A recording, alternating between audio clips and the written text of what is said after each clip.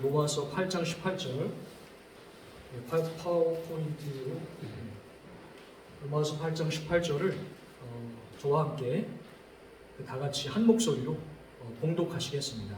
시작. 생각하건대 현재의 본업은 장차 우리에게 나타날 영광과 비교할 수 없도다. 아멘.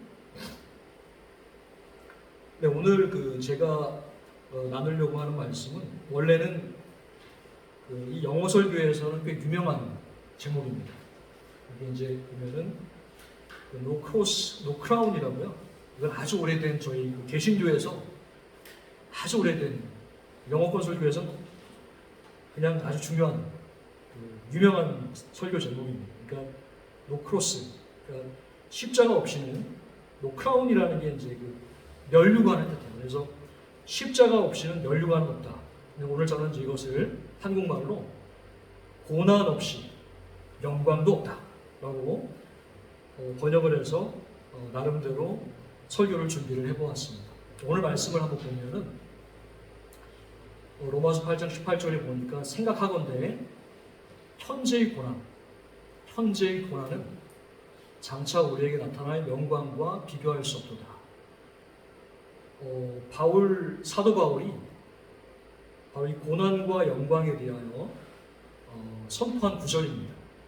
현재의 고난 하면은 우리가 살아가고 있는 이 100년이 채 되지 않은 육신의 때는 사실은 영광의 때가 아니라 고난의 때다. 그러니까 고난을 받는 것이 더 당연한 것이지 사실은 우리가 이제 많은 열매를 맺고 영광을 받고자 하는 욕구가 엄청나게 크거든요. 그런데 사실은 영광은 장차 우리에게 나타날 이게 이제 미래의 영광입니다. 다시 말해서 부활의 때에 사실은 영광은 부활의 때에 주어지고 지금은 우리가 고난받을 때다라고 하는 이제 사실 우리는 고난을 싫어하거든요. 그러니까 십자가를 싫어하고 십자가를 어떻게 하든지 건너뛰고 열매를 맺고 싶어하고 영광의 면류관을 어떻게 하든지 쓰고 싶어합니다. 그런데 하나님의 종 사도 바울은 바로 이 고난은 지금은 고난의 때고 미래 장차 부활의 때가 바로 영광의 때다. 이렇게 말씀을 하고 있습니다. 사실 이제 이 고난 없이 영광도 없다라고 하는 것은 진리인데 하나님은 이 진리를 가르쳐 주시기 위해서 특별히 예수님의 삶, 예수님의 삶을 보면 예수님은 십자가를 먼저 지시고 부활에 이르셨습니다. 십자가를 반드시 지셨습니다. 그래서 우리의 대장 되시고 우리의 머리가 되신 예수님이 걸어가신 그 길을 우리 교회가 그대로 따라갈 것이다 라고 말씀을 하고 있습니다. 사실은 이것은 이미 아주 오래전 이스라엘의 역사 속에 아주 그냥 역사적으로 아주 분명하게 드러나는데 이스라엘 역사를 보면은 이스라엘이 애굽에서 종살이를 400년을 합니다. 그리고 광야를 거치고 광야도 40년. 그러니까 뭐냐면 하나님은 사실은 이 인류를 구원하기 위해서 매우 바쁘신 분이십니다. 매우 급하신 분이심에도 불구하고 그분의 언약 백성이 그분의 이 복음을 이 세상에 전달하기 위해서 완벽하게 준비될 때까지 조금도 타협을 하지 않으십니다. 왜냐하면 제가 이제 아이를 키워봐서 알지만 제가 이제 이 아이가 이제 이번에 군대를 가서 우리가 사실은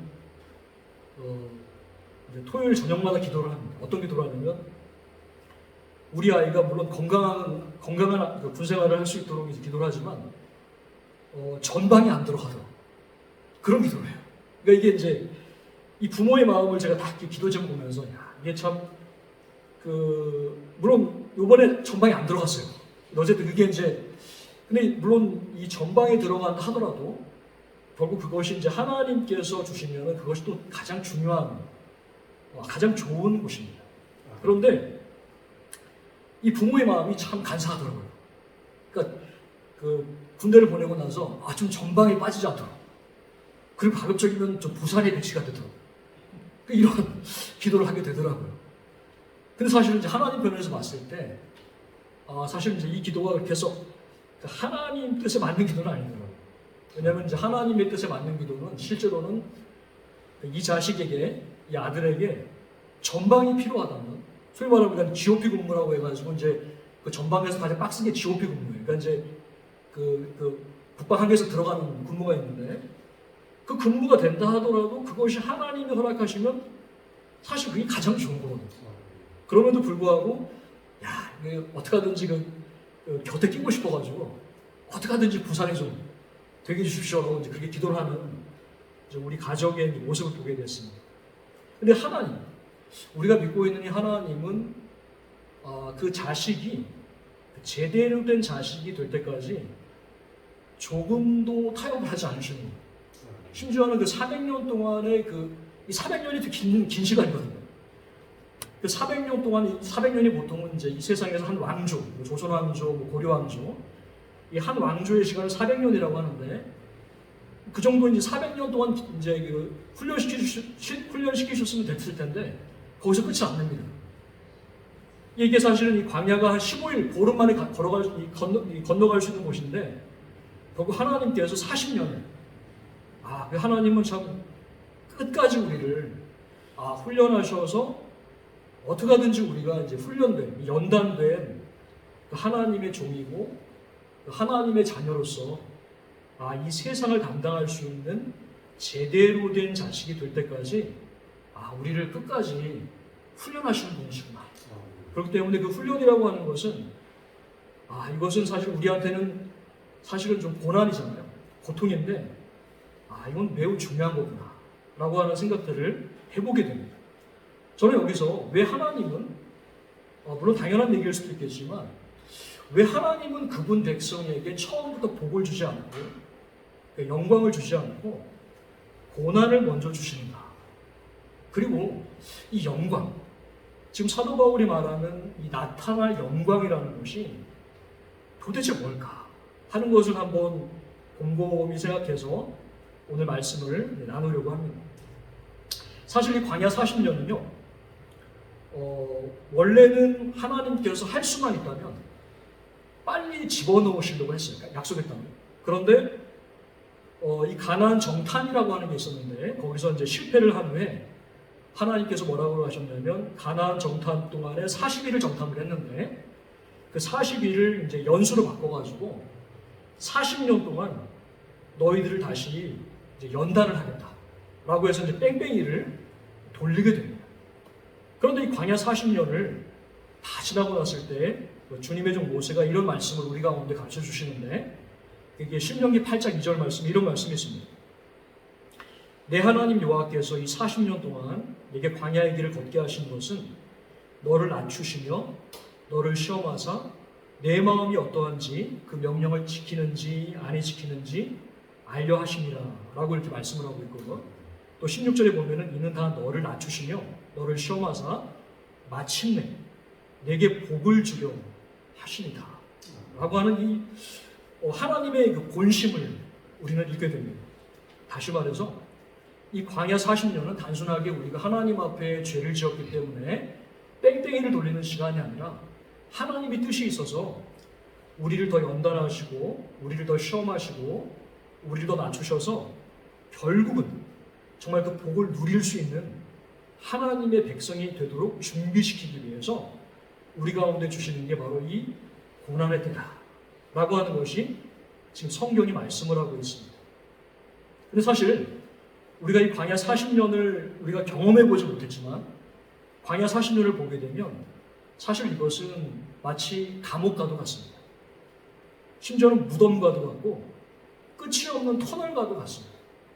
우리의 삶 속에서 특별히 저는 사역자 생활을 하다가 하여튼 여러 가지가 이제 잘 안 돼서 결국은 이제 학원 강사를 하면서 제가 이제 어떤 생각을 하게 되면 한 10년 이상 어떤 생각을 했냐면 이 감옥 속에 있구나. 어떤 감옥에 있냐면 생계의 감옥 속에 있더라고요. 그러니까 자식을 키우고 매달마다 카드 빚을 지고 그 빚을 갚기 위해서는 내가 사역보다는 어떻게든 돈을 벌어야 되더라고요. 근데 한 번 그렇게 시작을 하니까 이게 헤어나올 수 없는 마치 감옥처럼 꽉 막혀서 야, 내가 언제 이 생계의 감옥에서 이게 나올 수 있을까? 그래서 어떻게 내가 자유롭게 정말 주님의 복음을 위해서 살 수 있는 날이 언제쯤 올까? 라고 이제 그렇게 살다가 어느 순간에 이제 포기를 하게 되더라고요. 왜냐하면은 이 감옥에, 물론 저는 감옥에 들어가 본 적은 없어요. 그런데 마치 어떤 느낌이냐면 이 끝없는 터널이 끝까지 이어지는 것 같아요. 그래서 처음에는 이 터널이 언제 끝나려나 1년을 기다려보고 2년을 기다려봤는데 한 7년을 기다려도 뭐 터널이 안 끝나더라고요. 그래서 어떤 생각을 했냐면 내가 터널 속에 있는 게 아니라 내가 동굴 속에 갇혔구나. 그러니까 이 세상이라고 하는 이 생계와 이 빚이라고 하는 이 동굴 속에 갇혀서 나는 결국은 이 동굴에서 이 생을 마감하게 되겠구나 하는 이런 생각이 들어오더라고요. 결국 뭐냐면 이 광야 40년, 물론 우리는 이게 이제 역사에서 끝난 일이기 때문에 그 광야 40년을 걸어갔던 이스라엘 민족을 잘 몰라요. 근데 아마도 저 같은 기분이 아니었을까 싶습니다. 처음에는 하나님께서 이제 진노하셔서 조만간 한 1년 있으면 우리 다시 이제 약속의 땅으로 우리 보내주시겠지. 근데 10년이 지나고 20년이 지나고 아마 30년이 지났을 때 아마 모든 소망이 끝이 나서 결국은 우리가 여기서 죽으려나 보다. 우리가 이제 이렇게 살다가 죽게 되나 보다. 이런 생각을 하지 않았을까 싶습니다. 그러나 확실한 것은 이 어두운 터널은 반드시 끝이 옵니다. 이 광야 40년은 반드시 끝이 옵니다. 왜 끝이 오나 봤더니 최근에 제가 이제 이 말씀을 묵상하면서 들은 건데 하나님이 급하신 분은 우리가 급하지 않더라고요. 그러니까 인류를 구원하고 한 사람을 준비하고 이 모든 것들은 우리가 급하지 않아요. 그러니까 우리가 급한 게 아니라 하나님이 엄청 급하십니다. 그런데 문제는 이 가장 급할 때 돌아가신다고 이게 삥이 돈다고 하나님이 가장 급할수록 이분은 급하지 않습니다. 가장 급한 순간에 또렷하게 그 가장 중요한 순간들을 하나하나 점검하시면서 조금도 틈이 없을 때까지 400년을 기다리고 40년의 끝까지 기다리죠. 그러자 그 40년이 딱 끝나자마자 아주 급한 이 급류처럼 이스라엘 백성은 가나안 땅으로 몰려들어요. 이것은 마치 우리가 지금 처해져 있는 이 상황이 무덤 같고 감옥 같지만 딱 때가 되면 이것은 마치 어린아이가 엄마 뱃속을 딱 나오기 전까지는 끝까지 기다려야 됩니다. 그런데 딱 때가 되면 급하게 나와야 됩니다. 신속하게 됩니다. 태아가 이 갑갑한 뱃속에서 열달을 딱 채울 때까지는 우리가 지금 경험하고 있는 이 광야, 고난은 정말 깝깝합니다. 그런데 그 때가 딱 이르면 하나님의 때죠. 하나님의 때가 딱 이르면 하나님은 아주 신속하게 우리를 끌어내시는 분이시라는 것을 우리는 믿어야 합니다. 저는 이제 하나만 더 넘겨주시면 오늘 특별히 이제 이 말씀 로마서 5장 3, 4절 제가 한번 말씀을 읽어드리도록 하겠습니다.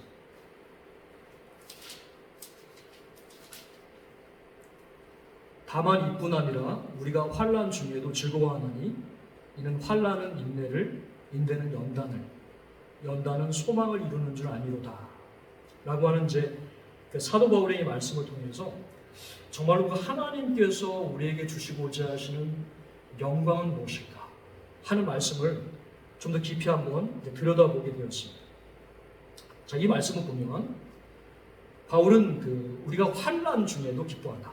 사실 이 환난 중에도 기뻐한다는 이 말씀은 이 고난 자체를 즐거워한다라는 뜻을 가지고 있습니다. 왜 그러냐면 이는 환난, 고난은 우리 속에 인내. 근데 인내라는 것이 믿음이에요. 이 진짜 믿음은 인내의 믿음입니다. 인내를 그 다음에 인내는 연단을. 연단이라는 것은 사실은 이제 그 연단된 그 사람의 품성을 뜻합니다. 그 연단은 소망을 이룬다라는 이제 좀 쉬워 보이지만 이 말씀은 절대로 쉬운 말씀이 아닙니다. 여기서 말하는 이 소망이라는 게 뭐냐면 사실 이것이 영광된 소망이다.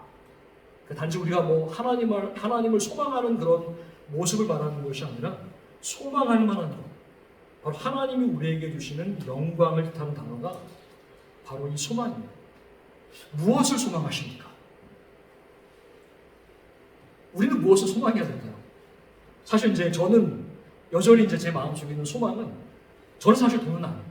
근데 어릴 적이라는 게 결국 이제 어릴 적 복음을 받고 사역자의 인생을 좀 일찍 결정한 편이었는데 그러다 보니까 이제 수많은 실패 속에서도 여전히 남아있는 미련은 사역에서의 성공입니다. 여전히. 근데 과연 내가 지금 이 소망하고 있는 이것이 물론 이 돈 버는 것보다는 나을 수도 있을 것 같습니다. 그런데 사람마다 소망하는 게 분명히 있거든요. 아주 구체적인 게 있습니다.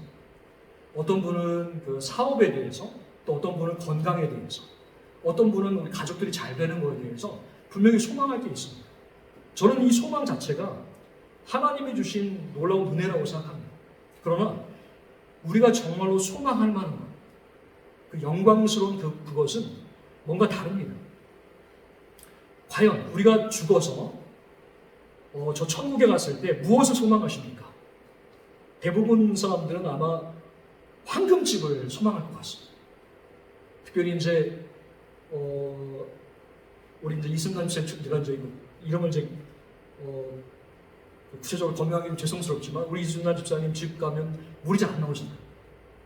그 인생을 살면서 그 이 물 칠칠 나오는 집에 산다는 게 얼마나 고통스럽습니다. 근데 그러나 그곳에 사는 것이 왜 우리 집사님이 거기서 왜 사십니까? 교회가 가깝고 그나마 신앙생활을 혼자서라도 자유롭게 하시고 성경이라도 혼자 쓰면서 은혜를 받는 그 믿음 하나 지키는 것을 위해서 그 불편한 집을 꼭 참고 사시잖아요. 왜? 만약에 천국에 갔더니 또 물이 칠칠 안 나와요. 얼마나 고통스럽겠습니까? 바로 거기서 하나님께 주시는 아마 저희들보다 아마 최고의 좋은 집에 살지 않으실까 봅니다. 그 황금집. 근데요, 그 황금집보다 더 소중한 게 있다라고 하는 것이 지금 오늘 그 사도 바울이 말하고 있는 것입니다. 물론 이 황금집이 없다는 건 아닙니다. 왜냐하면 예수님이 이런 말씀하셨어요.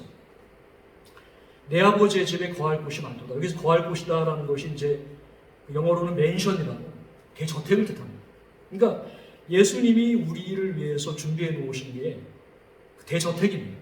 근데 그 대저택이 이제 뭐 흙으로 짓는 게 아니라 그 최고의 비싼 보석집이 분명히 있을 겁니다. 심지어는요, 저희 이 지구에서 빚으로 한 30년만 가면은 다이아몬드로 된 행성이 있다고 합니다.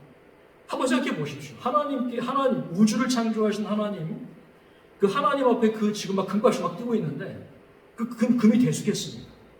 그 대단한 다이아몬드가 대수겠습니다. 아마 그 대단한 다이아몬드보다 더 귀한 보석집으로 우리를 위해서 예비해 놓으신 집이 반드시 있을 것입니다. 그런데 주님은 이 보석집에 기뻐하지 마라. 이 보석집이 가장 중요한 선물이 아니다. 선물이 따로 있다. 라고 하는 게 이제 오늘 말씀하시는 것입니다. 그 말씀이 바로 이 영광이라는 소망은 실제로는 이제 나중에 이제 로마서 8장 29절 이런 말씀이 나와요. 하나님이 그 미리 하신 자들을 또한 그 아들의 형상을 본받게 하기 위하여 미리 정하셨도다. 바로 이 영광은 예수님의 모습입니다.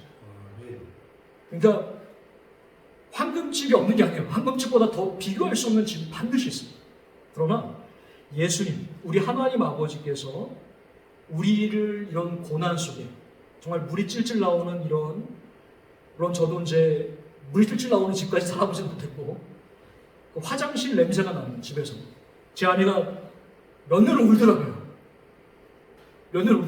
그래가지고 그 울음을 도저히 내가 못 참아가지고 80%의 이제 빚을 져가지고 이제 그 아파트로 갔습니다. 그러니까 여자분들은 이 집이 되게 예민하구나. 근데 하물며 물이 찔찔 나오는 데서 어떻게 살겠습니까? 그런데 결국 이 하나님이 우리에게 주시는 이 보석집, 이건 반드시 우리에게 주어지는데 그 하나님께서 우리에게 더 주시고자 하시는 것은 바로 예수님을 닮은 그 영광스러운 모습, 바로 그 모습 때문에 지금 당장은 물이 찔찔 나오고 화장실 코앞에 있어서 항상 화장실 냄새를 맡으면서 밥을 먹어야 했던 그 고난, 이것은 뜻이 있는 거죠. 그게 단순하게 좀 기다려, 나중에 정말로 너 한 500평짜리 화장실이 한 10개 있는 거 줄게, 주십니다. 그런데 하나님이 우리에게 지금 이 고난을 주신 것은 바로 예수님을 조금이나마 이해하라고, 예수님의 고난을 조금이나마 닮으라고, 바로 우리의 가운데 이러한 놀라운 고난을 주셨다라는 뜻입니다. 다시 말해서 하나님은 우리를 빚으시는 분이십니다. 그게 가장 중요해요. 뭘 빚느냐? 우리 마음속에. 그러니까 우리가 이제 나중에 들어갔을 때 한 500평대 대저택에 다 들어갑니다. 우리가 한 50년 후에, 제가 보십시오. 50년 후에, 제가 여기서 제 나이가 적잖아요. 그러니까 50년 후면은 제가 이제 100살입니다. 그러면 여기 계신 분들이 전부 다 50년 후에 살아계실지 제가 잘 모르겠고, 우리 50년 후에 반드시 다시 만나요. 다시 만날 때 각자에게 주어진 보석집이 분명히 있습니다. 그러면서 이 보석집을 보라고 우리가 자랑을 할 수 있을 겁니다. 그런데 사실 우리가 정말로 자랑할 것은 그 보석집이 아니라 바로 내 마음 속에 하나님이 이 고난을 통해서 내 영혼 속에 깊이 새기는 예수님의 형상, 그 형상 때문에 우리는 자랑을 한다는 것입니다. 조각가 중에 위대한 조각가 한 명이 있는데 그 사람이 누구냐면 미켈란젤로라는 사람이었어요. 이 사람은 조각을 어떻게 평생을 조각을 했어요. 그런데 이 조각을 이렇게 이제 정의를 했습니다. 어렵지만 조각은 불필요한 것을 제거하여 그 속에 있는 형상을 끄집어내는 것이다 라고 하는 되게 이제 어려운 말을 썼습니다. 이게 무슨 말이냐면, 이 미켈란젤로의 이제 중요한 작품 중에 하나가 이제 다비드상이 하나 있어요. 이 미켈란젤로가 이제 26살에 이 다비드상을 조각을 했는데, 그 다른 조각가들이 이제 쓸모가 없다고 해가지고 한 25년 동안 그 방치했던 그 대리석 하나를 딱 붙잡습니다. 그리고 그 그 대리석을 가지고 승리자 다윗의 모습을 조각합니다. 그때 이제 이런 얘기를 해요. 자기는 이 대리석 속에서 천사를 보았다. 그리고 나는 그 천사를 그 천사의 모습을 끄집어내려 한다. 이런 얘기를 합니다. 최고의 조각가이신 하나님, 그분은 버려진 돌과 같은 우리 한 사람 한 사람을 보고 우리 속에 위대한 하나의 형상을 보시고 그것을 조각하려 하십니다. 그게 뭐냐? 그게 바로 예수님의 형상입니다. 근데 그러면 조각을 할 때 어떻게 하냐면 이게 망치로 잘라냅니다. 뭘 잘라내냐면 불필요한 걸 잘라냅니다. 그러니까 불필요한 걸 잘라냄으로써 점점점 그 속에 있는 위대한 형상이 드러나는 거죠. 다시 말해서 하나님이 동일한 방법을 쓰십니다. 그분이 우리 속에 있는 예수님의 형상을 새기기 위해 고난이라고 하는 이 정과 망치를 들어서 자르기잖아요. 물론 이제 수술하신 분들도 알겠지만 이제 배째는 수술을 한번 저도 해본 적이 있는데 배째는 수술 별거 아니더라고요. 그랬는데 그 오줌줄을 끊는 게 있어요. 혹시 다 수술해 보셨죠? 깜짝 놀랐어요. 너무 아파서. 그냥 배만 찌는 줄 알았는데 갑자기 오줌줄을 딱 이제 그 인턴이 와가지고 이제 꽂는데 마치 이제 급소를 이제 찌르듯이 이제 그게 비명이 나오더라고요. 나를 죽이기 위해서 이 의사가 나에게 오줌줄을 꽂는 게 아니라 나를 살리기 위해서 그 오줌줄을 꽂는 순간에 예수님이 생각나더라고요. 야, 이렇게 아픈데. 예수님은 얼마나 아프셨어요? 하나님이 우리를 향해서 정과 망치를 들어서 우리를 내려칠 때 진짜 아픕니다. 비명이 하고 비명이 나죠. 물론 여자분들은 이제 제 아내를 보면서 느낀 게 아이를 할 때 참 아프구나. 솔직히 말하면 이제 남자들이 이해가 안 돼요. 그 한 명의 생명을 낳기 위해 그 비명을 지릅니다. 근데 그 비명이 절망의 비명이 아니라 해산의 수고이자 기도의 외침이 되도록. 근데 결국은 하나님께서 우리 가운데 이루시는 것은 하나의 조각을 완성한다는 거죠. 근데 그 조각의 제목, 그것은 바로 예수 그리스도입니다. 다시 말해서 우리는 이 고난을 통해서 하나님 아버지께서 우리 가운데 하나를 가르쳐주고자 하십니다. 그것은 바로 우리를 위해서 십자가를 지신 예수님, 우리를 위해서 고난당하신 예수님을 진짜 1%만이라도 한번 너가 깨달아라. 위대한 하나님의 종 아브라함, 마지막 테스트가 뭐였냐면 독자 이삭을 번제로 바치는. 사실은 이제 이 아브라함이라는 영화를 한번 보면 좀 실감이 나더라고요. 아브라함이 그 명령을 받고 3일 동안 그 모리아 산으로 가는 가운데 끊임없이 괴로워해요. 왜 하나님은 나한테 내 사랑하는 아들을 바치라고 했을까? 하면서 틈만 나면 계속 괴로워합니다. 그러면서 이제 어떨 때는 이제 어느 날은 혹시 너 하나님 음성을 잘못 들은 거 아니야? 라고 이제 하나님께 맞게 따집니다. 근데 우리는 그걸 몰라요. 근데 결국은 아브라함은 결정을 합니다. 내가 하나님의 명령을 받았기 때문에 나보다 소중한, 비교할 수 없이 나보다 소중한 아들을 하나님께 드린다. 물론 우리는 하나님이 천사를 통해서 그것을 막으신 걸 알지만 하나님은 도대체 무엇 때문에 아브라함한테 이 가혹한 명령을 주셨을까? 그것은 바로 아버지 하나님의 고통스러운 마음, 그리고 예수님의 마음, 나를 위해서 십자가를 지시고 이 고통을 감당하신 예수님을 조금이라도 알고 담는 그러한 하나님의 사람이 되고 예수님의 형상을 가진 자가 되라. 그러면 그때 이제 우리가 정말 50년 이후에 우리 여기 계신 분들이 다시 만납니다. 만났을 때 정말 그 의리의리한 정말 그 대저택을 보고서 우리가 그거 당연히 자랑할 것 같아요. 그런데 그것보다도 예수님이 내 마음속에 이렇게 새겨졌어. 아마 그것이 영원토록, 진짜 영원토록 정말 그 영원 무한 것 갑절에 우리는 죽지 않거든요. 그것만이 최고의 보석이 되고 보물이 되고 비밀스러운 하나님의 선물이 될 것이다. 그것이 바로 하나님이 우리 가운데 오늘 고난을 주신 바로 그 이유기 때문에 우리는 그 고난을 감사하고 즐거워하라 하는 것이 오늘 말씀입니다. 그런 축복이, 그런 은혜가 우리 신주전원교회 성도님들에게 임하기를 축원합니다.